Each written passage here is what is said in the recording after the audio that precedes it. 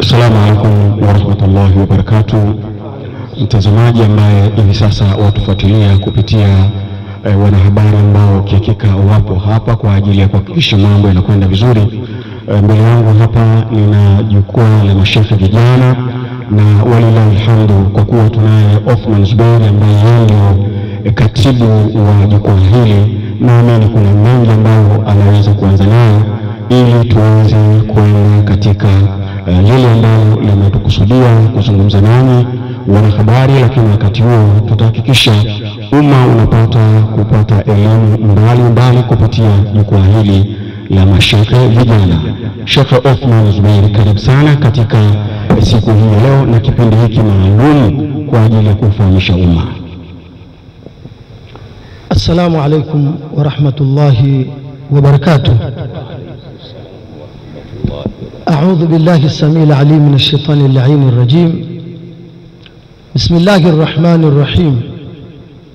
الحمد لله القديم الأول الآخر الباقي بلا تحول، ثم الصلاة والسلام سرمدا على النبي خير من قد وحدا، وآله وصحبه ومن تبع سبيل دين الحق غير مبتدع. وبعد، ama baada ya kumshukuru Mwenyezi Mungu Subhanahu wa Ta'ala na kumtakia ziada ya rehema na amani mtukufu wa daraja mtume wetu Muhammadin sallallahu alaihi wasallam, shukrani za dhati ni za Mwenyezi Mungu Subhanahu wa Ta'ala aliyetuwafikisha kufunga mwezi mtukufu wa Ramadhani kwa mwaka huu wa 1446 kwa salama na amani. Pia rehma na amani tuombe zimshukie mtume wetu Muhammad sallallahu alaihi wasallam, yeye pamoja na ali zake na masahaba wake wote. Ndugu waandishi wa habari, mbele yenu ni mashehe vijana ambao ni wajumbe wa chombo kipya ambacho kitajulikana kwa jina la Jukwaa la Mashehe Vijana Tanzania. Dhumuni mahususi la jukwaa hili ni kutoa elimu sahihi ya dini yetu tukufu ya Kiislamu katika mambo mbalimbali yatakayokuwa yanautatiza umma wa Kiislamu hapa nchini kwetu, kwa maana litakapokuwa limetokea jambo linalohitaji kutolewa miongozo ya kidini ama kusomeshwa, na hususan kusomeshwa na kuelimishwa kwamba watu wanalifanya katika misingi isiyo kwa sahihi, basi mashehe hawa vijana watalifanya jambo hilo kupitia jukwaa hili ambalo ni rasmi. Majina ya wajumbe walio mbele yenu ni Sheikh Muhammad Mwerekwa ambaye yuko kushotoni kwangu kama mwenyekiti, ni mimi Othman Zuberi ambaye ni katibu, lakini tunaye Sheikh Maulidi Mapande yuko kulioni kwangu hapa, tunaye Sheikh Ibrahim Ndambwe ambaye yeye amedharurika kidogo, lakini tunaye Sheikh Hamdani Gabwa ambaye yuko hapa, tunaye Sheikh Ali Kitengu ambaye yuko pale, na Sheikh Ali Mchome. Wajumbe wengine wanaendelea kuorodheshwa kwa sababu pia kutakuwa kuna wajumbe waliokuwepo katika mikoa na wilaya mbalimbali nchini, na kuorodheshwa kwa wanachama wa jukwaa hili la mashehe vijana kunategemea tahasusi na fani mbalimbali walizokuwa nazo za kitaalamu na kitaaluma kwa ajili ya kusaidia jamii ya Waislamu nchini. Kwa hiyo bado wataendelea kuorodheshwa na kutambulishwa mbele yenu ili Waislamu waweze kuwatumia na kunufaika nao. Ndugu waandishi wa habari, katika kuanza kazi zake jukwaa hili limetafakari namna Waislamu walivyomaliza funga ya mwezi mtukufu wa Ramadhani mwaka huu na kuingia katika Idi el-Fitri. Wakati jukwaa hili linaanza kazi zake, jambo la kwanza ambalo imeliona ni namna gani Waislamu wamefunga mwezi wa Ramadhani mwaka huu, lakini namna gani wametoka na kumaliza hii Ramadhani. Kama mnavyofahamu kuwa kwa kipindi cha kuanzia miaka ya 1985 na kuendelea tumepata mtihani katika nchi yetu wa kugawika vikundi kadhaa wakati unapoingia na kumalizika mwezi mtukufu wa Ramadhani. Kabla ya mwaka 1983 kurudi nyuma, ilikuwa Waislamu Tanzania wakifunga wote na wakifungua wote kama nchi. Lakini baada ya mwaka 1983 na kuendelea 85 kuja huku mbele, kulianza msuguano na mvurugano katika jamii ya Waislamu Tanzania katika kuingia na kutoka katika mwezi mtukufu wa Ramadhani. Lakini katika kipindi chote hicho, kila kikundi kiwe kile cha mwezi wa kimataifa au kinachoamini katika mwezi wa Saudi Arabia au lile kundi kubwa kabisa la asili la mwezi wa machimbuko maalum, kilikuwa kinaingia na kutoka katika Ramadhani kwa kuandama na kuonekana kwa mwezi. Hao wanaofuata mwezi wa Saudi Arabia walikuwa wanasubiri mwezi uandame na uonekane. Hao wanaofuata mwezi wa kimataifa uandame na uonekane katika hilo taifa lolote. Na sisi watu wa machimbuko, ambalo hili ndio kundi kubwa hapa nchini, pia ni mwezi uandame na uonekane na uthibitishwe na mamlaka halali. Lakini mshtuko mkubwa na katika hali ya mkanganyiko kwa mwaka huu, tumeona wenzetu, ndugu zetu Waislamu wakifungua na kuogaidi katika mazingira ya utata wa kuandama na kuonekana mwezi kote duniani. Kulikuwa kuna utata wa kuandama na kuonekana kwa mwezi kote duniani kwa mujibu wa maelezo ya wataalamu wa mambo ya elimu ya anga, kwamba mwezi uliandama, na kama uliandama umeonekana ni wapi. Kiukweli jambo hili, kwanza ushahidi wa kutoandama mwezi ni kauli mbalimbali za wataalamu wa elimu ya anga katika nchi tofauti duniani. Tumepata maneno ya wataalamu wa elimu ya mambo ya anga nchi mbalimbali duniani, ikiwepo huko Afrika, lakini Ulaya na Arabuni na maeneo mengine mbalimbali, kwamba suala la kuonekana kwa mwezi ilikuwa kuna umuhali, lakini pia hakuna pia ukweli na uthibitisho wa waziwazi wa moja kwa moja wa kwamba mwezi katika nchi fulani ulionekana. Utukufu waandishi wa habari, kutokana na hali hii, jukwaa la Mashekhe Vijana limetafakari kwa kina pamoja na kudurusu mafundisho ya mtume wetu Muhammad sallallahu alaihi wasallam. Mtume sallallahu alaihi wasallam amewaambia Waislamu, idha raaitumul hilala fasumu wa idha raaitumuhu faaftiru fa in humma alaykum faakmilu li'iddata, kwamba mtakapouona mwezi ndio fungeni, na mtakapouona mwezi ndio fungueni, na ukiingizwa kwenye kiwingu mwezi mkawa hamkuona, basi kamilisheni idadi ya siku 30, ima ndiyo mfunge Ramadhani ama ndiyo mfungue muogeidi. Haya ni mafundisho ya mtume wetu Muhammad sallallahu alaihi wasallam. Baada ya kuyatafakari mafundisho haya ya mtume wetu Muhammad sallallahu alaihi wasallam, jukwaa la Mashekhe Vijana likaona linalazimikiwa na kuja na elimu ya wazi juu ya masala yafuatayo. Nukta ya kwanza ni mitazamo ya wanawachuoni juu ya kuandama kwa mwezi. Tukubaliana kwamba kuna mitazamo tofauti ya wanawachuoni katika suala zima la kuandama kwa mwezi. Lazima umma tuudurusishe kwa mujibu wa vitabu, kwa mujibu wa Qur'ani na Sunna, kwamba suala hili limekaaje hasa kisomo. Lakini pia nukta ya pili ni upi mtazamo mwepesi na unaokubaliwa na wanawachuoni takriban wote, na ambao ndio mtazamo uliokuwa unafuatwa na hapa nchini kwetu. Lazima pia Waislamu waelekezwe ili wasije wakaja wakaingia katika tatizo kama hili katika wakati wa usoni unaokuja. Lakini nukta nyingine ni ipi nafasi ya viongozi wetu wa kiroho katika ibada? Uislamu ni dini ya kanuni. Uislamu ni dini yenye maelekezo ndani ya kitabu cha Qur'ani na Sunna.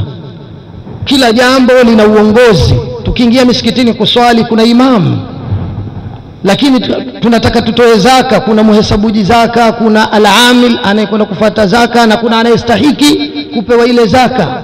Lakini kadhalika watu katika kutekeleza ibada ya haji, watu wana qibla, watu wana miqatu zamani na miqatu makani, lakini kuna na viongozi wanaoongoza ili waweze kupatia ibada ya hija. Kadhalika ibada ya saumu, Uislamu unasemaje nafasi yao hawa viongozi katika hizi ibada, ikiwemo ibada ya kufunga? Wana khiari Waislamu kuwa nyuma ya kiongozi, au ni jambo la wajibu kwa mujibu wa mafundisho ya Qur'ani na Sunna kwamba Waislamu wanatakiwa kuwa nyuma ya kiongozi ili waweze kufanikiwa katika ibada yao hiyo? Lakini nukta ya 4, umuhimu wa umoja wa Waislamu katika kufunga na kufungua kwa pamoja kinchi. Tumeona kulikuwa kuna makundi tofauti tofauti, lakini makundi yote ni makundi ya kinchi. Wa Misri wameswali pamoja na kwamba tumeswali pamoja nao, lakini waliswali kama wa Misri. Lakini hao wengine wameswali ama wamefunga na kufungua kama nchi. Hapa Tanzania ni lini tutafikia muafaka wa kuwa kama nchi?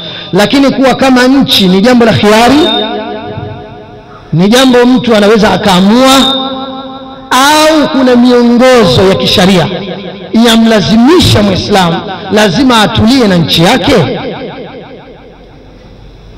Watukufu ndugu zangu, dhumuni la kutoa elimu hii ni ili kila Muislamu ajitathmini na kujisahihisha pale alipoteleza.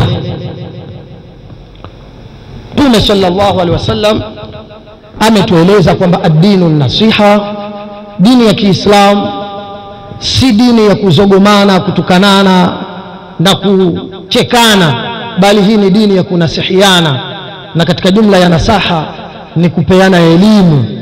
Bado tunasema kwamba watu wetu wengi wanahitaji kuelimishwa, hawahitaji kulaumiwa, hawahitaji kutukanwa, hawahitaji kuzogomwa.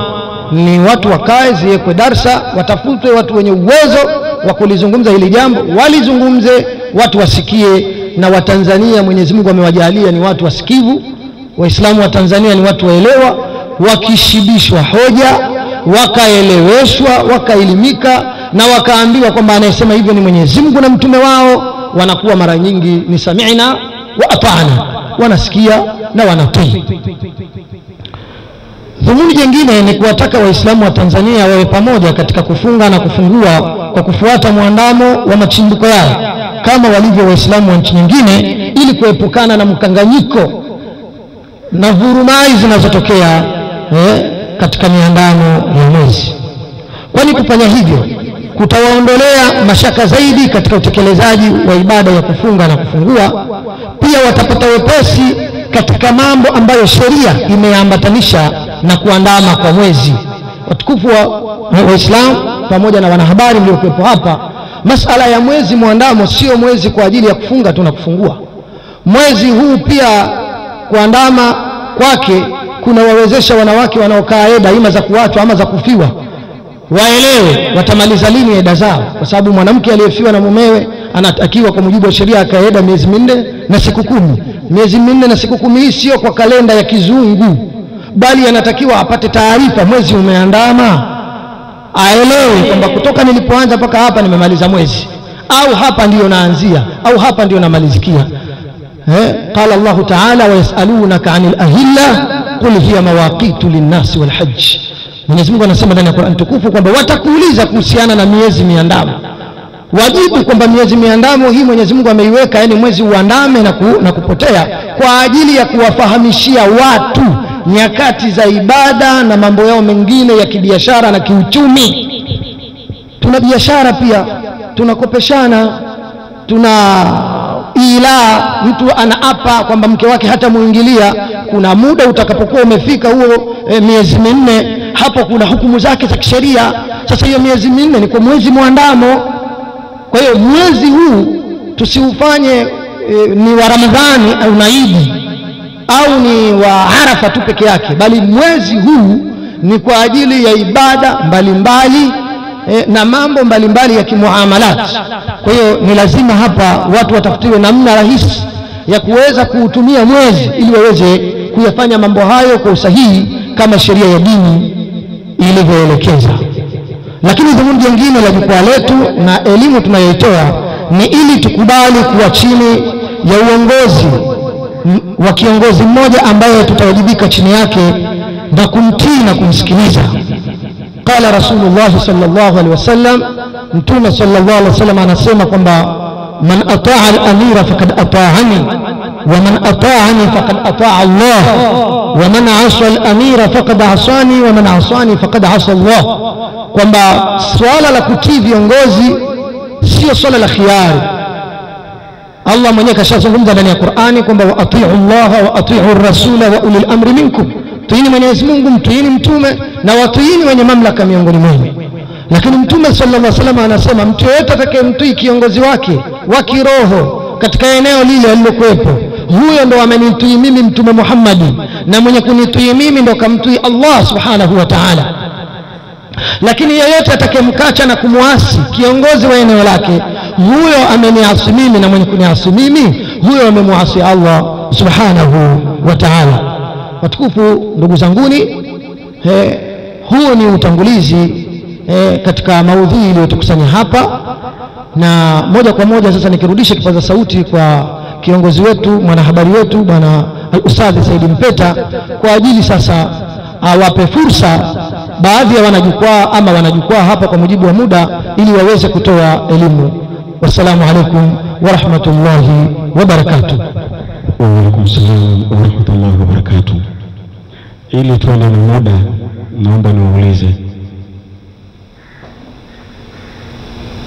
naomba kuuliza tumechukua dakika ngapi? 16. Naomba tutumie lisali moja. Harithi zikibaki dakika 5 niashirie ili tuweze kufunga. Tutakwenda tu. Baraka tumeambiwa ni baraka. Sisi tutafanya ili jambo, nyewekeni kamera zenu zisiloe tu. Mashekhe hapa tuondoke mpaka jambo liishe. Hai. Mwenyekiti wa jukwaa la mashekhe vijana kasema. Sasa alhamdulillah tunamshukuru Sheikh Othman Zubair kwa utangulizi, ufunguo kwa yule anayetaka kujua madhumuni ya jukwaa. Kwa kweli atapata faida kubwa sana kupitia hicho nilichokisema. Lakini mwisho kule tutaomba sasa namba walau 2, hizo zitakuwa zenye maswali kwa ajili ya jukwaa kama mtu awezi ama hajaelewa vizuri. Mimi naomba niende moja kwa moja kwenye hili ambalo umelitanguliza kwanza, juu ya kufunga na kufungua. Nyumba moja, yawezekana baba na mama, baba na mtoto wanafunga katika nyakati tofauti. Kwa nini inakuwa hali ya namna hii? Sheikh Mapande, tafadhali. Karibu sana. Assalamu alaikum wa rahmatullahi wa barakatuh. Alhamdulillah wassalatu wassalamu ala rasulillah Muhammad ibn Abdullah wa ala alihi wa sahbihi wa man walah wa ba'd. Baada ya kumshukuru Mwenyezi Mungu na kumtakia sala na salam Mtume Muhammadin sallallahu alayhi wasallam, kwanza ni kushukuru mwandishi Sheikh Said Mpeta kwa swali zuri hili, kwamba tumekuwa tukishuhudia katika nchi yetu hususan watu wa nyumba moja lakini wanafunga na kufungua katika siku tofauti. Nini kinachopelekea hayo? Kuna mengi ambayo yanayopelekea hayo, nayo ni kwa ajili tu ya mitazamo na kauli za wana wa chuoni. Lakini ndani ya nchi yetu hapa tuna mitazamo miwili Hiyo ndiyo mashuhuri na ndiyo maarufu inayotuingiza katika msuguano huo. Kuna mtazamo wa kwanza, wao unaamini mwezi utakapoandama kutoka sehemu yoyote ile duniani, basi mwezi huo unawahusu Waislamu wote duniani, wafunge au wafungue kwa mwezi huo bila ya kuzingatia umbali wala mipaka ya kinchi. Na wanaitegemea zaidi, kuna kauli nyingi wanazozitegemea, lakini zilizokuwa mashuhuri ni ile kauli ambayo ameitaja Sheikh Sayyid Sabiqi katika kitabu chake Fiqh Sunna juzuu ya kwanza. Yeye nasema innahu la ibratan bi ikhtilafi al-matali', hakika ya hali ilivyo hakuna mazingatio kwa kule kutofautiana machomozo ama machimbuko ya mwezi.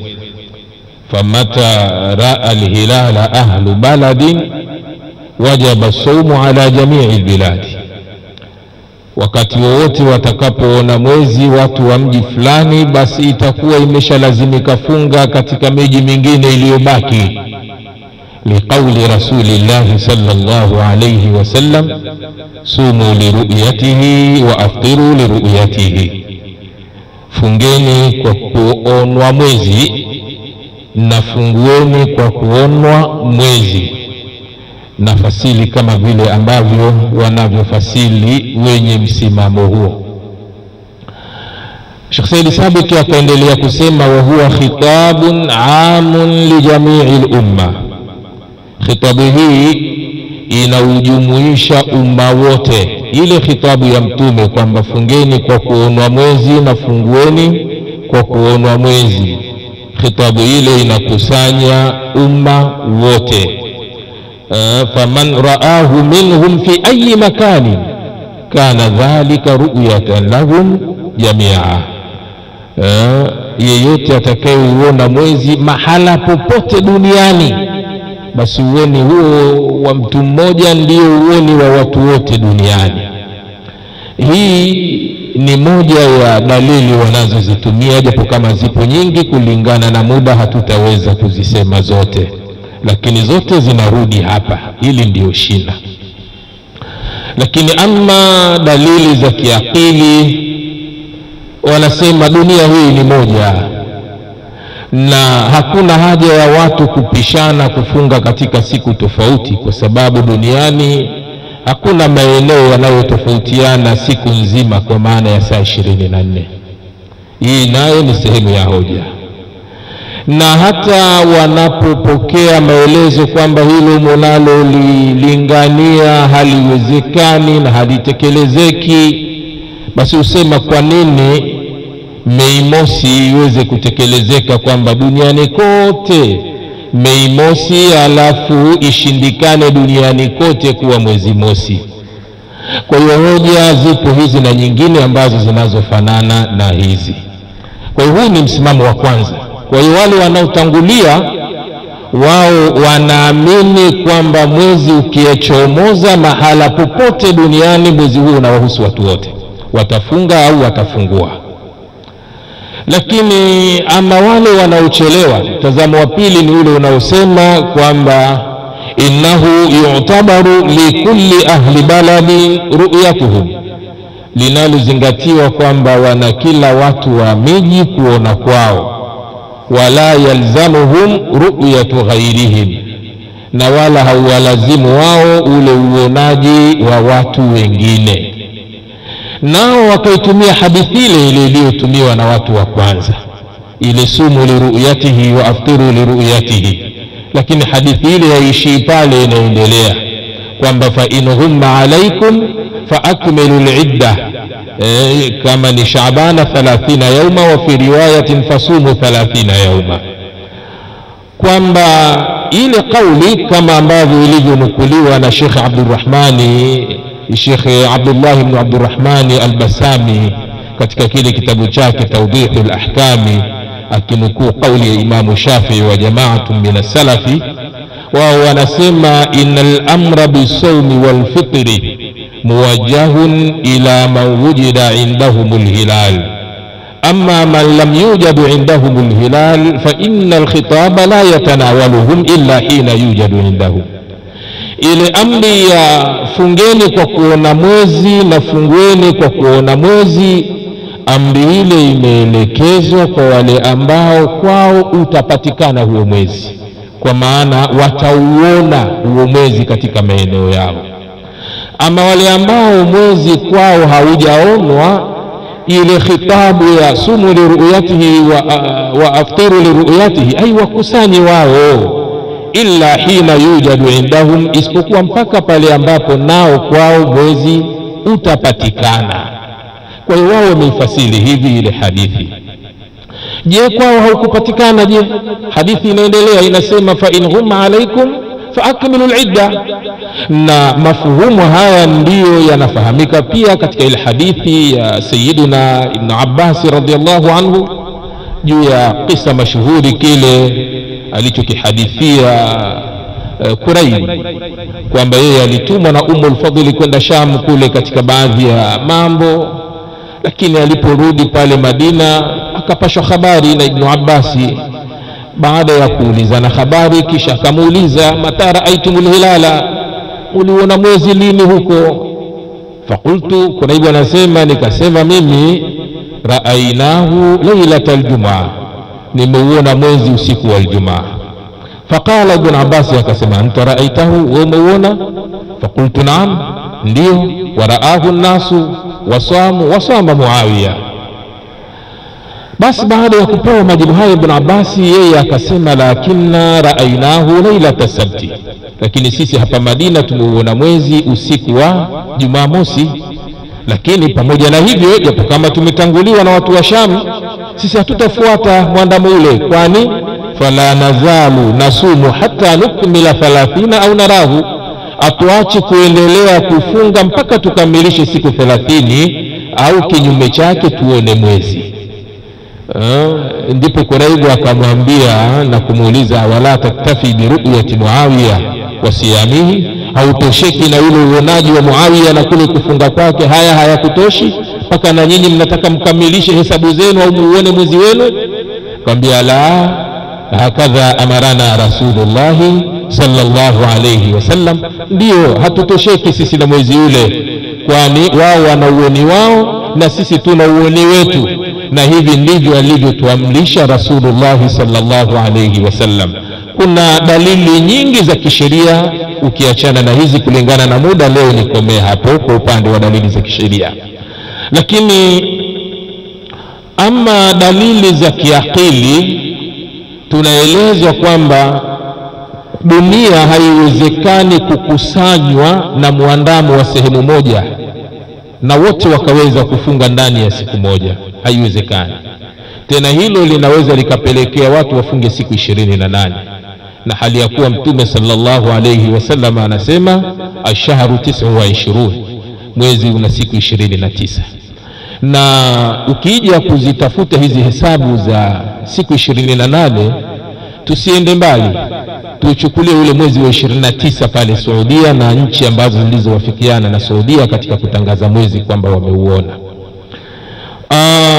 Wakati wanatangaza kwamba Saudia mwezi umeshaandama na kesho tusali Eid, ilikuwa ni mapema sana, wastani wa majira ya saa 1 jioni, yani ndio tunaingia ile magharibi wa usiku wa Jumapili, kwa taarifa za mwezi tayari zimeshatolewa. Wakati ule ilikuwa maeneo mengi yengeweza kusali Eid siku ya Jumamosi. Wale wanaoona mwezi tayari wapo usiku wa Jumapili, lakini wanaopewa taarifa wao bado wangali asubuhi ya Jumamosi. Tena hata wakiamua kwenda viwanjani kwenda kusali Eid, inawezekania. Kwa mfano ile miji ya California kule Marekani, wale walikuwa saa 4 asubuhi, lakini kuna miji mingine mingi tu ambayo ilikuwa bado ingali saa 3 asubuhi Jumamosi, na miji mingine mingi tu ilikuwa bado wangali saa 2, miji mingine mingi tu ilikuwa bado wangali saa 1 asubuhi, miji mingine mingi walikuwa bado saa 12. wengine walikuwa saa 11 alfajiri kama vile ile miji ya Pago pale American Samoa, ambao wao wanachukua saa zao katika longitude 165 magharibi mwa Greenwich. Kwa hiyo kama ilikuwa mwezi wa Saudia unawahusu na wale, ilitakiwa idi yao wasali siku ya Jumamosi, ndio mwezi 29. Kile chungu cha 29 yenyewe ingekuwa bado hawajakifunga au bado hawajakikamilisha. Sasa hii lakini inaonesha watu wenye mtazamo huo wa kimataifa namna hiyo kule hawapo, na ndio maana duniani hakuna walioswali Idi Jumamosi. Wengekuwepo watu kama hao kule, basi nao ilitakiwa waswali Idi Jumamosi, lakini walilahi alhamdu watu kama hao hawapo. Kulingana na muda ni jaribu kukomea hapo, alimradi tu kwamba pato la maneno linalosababisha watu hawa watangulie hawa wachelewe ni hii misimamo mikubwa miwili kama ambavyo nilivyoifafanua. Wallahu a'lam. Tukushukuru Sheikh Mohamed Mapambe, mweka hazina wa jukwaa hili la mashekhe. Wanahabari, ndugu zangu, tuna mengi mazuri ya kusikiliza kutoka kwa mashekhe ama jukwaa hili la mashekhe vijana, lakini mimi naomba niende kwa mwenyekiti wa jukwaa hili ndani ya dakika zisizozidi 3. Unasemaje ama ushauri wako ni upi kuhusu hili? Leo tuanze kufungia hapa, alafu tutawaita wanahabari hawa kwa ajili ya kuendelea pamoja nasi kutoa elimu. Ushauri wako kuhusu hili katika jamii ni upi? Bismillahirrahmanirrahim. Alhamdulillahil qail yas'alunaka 'anil ahilla qul hiya mawaqitu lin-nasi wal hajj. Wassalatu wassalamu ala rasulihil mukhbir sumu liru'yatihi wa aftiru liru'yatihi wa ala alihi wa sahabatihi wa man sara ala nahjihi. Ndugu Sheikh Said Mpeta, mwanahabari wetu, lakini bila ya kuwasahau wanahabari waliohudhuria hapa na Waislamu wote kwa ujumla. Kwa hakika Sheikh Uthman Zuberi na Sheikh Mapambe wametoa ilmu kubwa sana. Kama tulikuwa makini, wanatunukulia aya mbalimbali, hadithi kadhaa zikiwa ni dawa na ni tiba ya mashakili haya. Sheikh Uthman Zuberi alisoma aya ya Mwenyezi Mungu, yas'alunaka 'anil ahilla qul hiya mawaqitu linnasi wal hajji. Ukifuatilia hii aya, kwa kuwa tu imekuja kwa lugha ya Kiarabu, lakini kama tutajaribu kwenda neno hadi neno, tutabaini kwamba kesi ni kama alivyosema mwalimu, kumbe mwezi si kwa ajili ya kufunga na kufungua tu. Lile neno hiya mawaqitu linnasi, ile lam iliyokuwa pale ai li umuri nasi, waambie kwamba masala ya mwezi haya yapo kwa ajili ya mambo ya watu. Watu wana mambo mengi kabisa. Mambo ya watu huwa yanakwenda kwa nyakati, kwa muda. Kwa hiyo miezi imewekwa ili itumike katika kudhibiti mienendo ya mambo ya watu, ahadi za watu, Mwalimu alisema hapa kuna eda, kina mama wanaachika, kuna kukopeshana, tutapangiliana. Bwana, ukishaandama mwezi fulani basi njoo uchukue amana yako, mimi nitakuja kukopesha wewe, au utanikopa siku ya tarehe 27. Ukiandama mwezi tu njoo uchukue haki yako. Kama tutaamua kufuatilia mwezi wa kimataifa hivi, unaweza ukaja kunidai haki yako ukanambia mwezi wa China umeandama huko, ikiwa nasi tuna mwezi wetu. Ile hiya limawaqit, kwa maana ya kupanga mipango ya watu katika kuendesha mambo yao kwa mujibu wa maeneo yao. Lakini wakitoa hadithi ya kusema iko ile hadithi sumu liruyatihi wa aftiru liruyatihi, amesema Maalim Mapande, eti inatumika kuwa ni hoja ya kuonesha khitabu lilumma, kwa watu wote kwa ujumla, eti kwa sababu ya ile jamaa iliyokuwa pale, ile wau ya jamo ile, sumu, fungeni nyinyi nyote liruyatihi. Alafu wanasema kwa kuonekana, ile kwa kuona, ile masdari ndiyo imevifiwa. Ingekuwa hivyo ingekuwa li arruya, lakini imekuwa liruyatihi, kwa kuona mwezi. Sasa kama tutasema ile fungeni kwa kuonekana, tukadirie hata hilo, hiyo wamepatia kwa kuonekana, kwamba fungeni kwa kuonekana, alafu ikawa ni kwa wote. Iko aya nyingine ndani ya Qur'ani tunahalalishiwa kula, tunaambiwa kwamba kulu washrabu hatta yatabayyana lakumul khaytul abyad minal khaytil aswad. Tumeruhusiwa kula mpaka ichomoze alfajiri, imetumika jamu vile vile, kuleni. Ina maana inaniruhusu mimi aya ile, au inanikataza mimi aya ile kula hali ya kuwa niko saa 7 usiku, kwa sababu mtu wa Marekani kwake yeye imeshakuwa alfajiri, kwamba Marekani sasa ni alfajiri, kwangu mimi ni saa 7 ya usiku, lakini nisile kwa sababu Marekani imechomoza, eti kwa sababu ya hii wao. Lakini tarjumanul Qur'an Abdullah ibn Abbas, walimu wamemuelezea pale, ikiwa anajibu vizuri sana, ambia hatutaacha kuwa tunafunga mpaka tuone, lakini hatutafuturu mpaka mwezi uonekane.